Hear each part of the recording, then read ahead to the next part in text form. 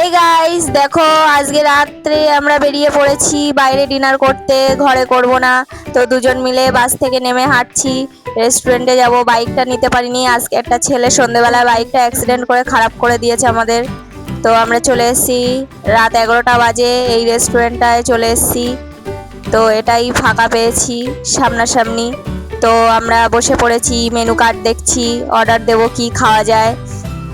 তো অনেক রকমের আইটেম ছিল, দেখছি এখনো চয়েস করতে পারিনি, দেখি কি করে অর্ডার। আমার তো একটু ফ্রাইড রাইস খেতে ইচ্ছে করছিল, ওটাই আমার ফেভারিট। তো একটু আমাদের ভিডিও তুলছিল। খুব তো জোরে খিদে পেয়েছিল, তাই বসেছিলাম, কিন্তু আর সহ্য হয়নি। তখন বললাম তাড়াতাড়ি দিতে, তো এই ফাটাফাট করে নিয়ে আসলো ফ্রাইড রাইস আর চিকেন মাঞ্চুরিয়ান, আর সঙ্গে একটা লাচ্ছা পরোটা আমি নিয়েছিলাম, কারণ কি পরোটার সঙ্গে মাঞ্চুরিয়ান খেতে খুবই দারুণ লাগে। তাই খেয়ে একটু টেস্টটা করে দেখি। আর টেস্টটা করার পর তো কি দারুণ খেতে, মানে কি বলবো, আমার আত্মা পর্যন্ত শান্তি পেয়ে গেছে খেয়ে, এত সুন্দর টেস্ট।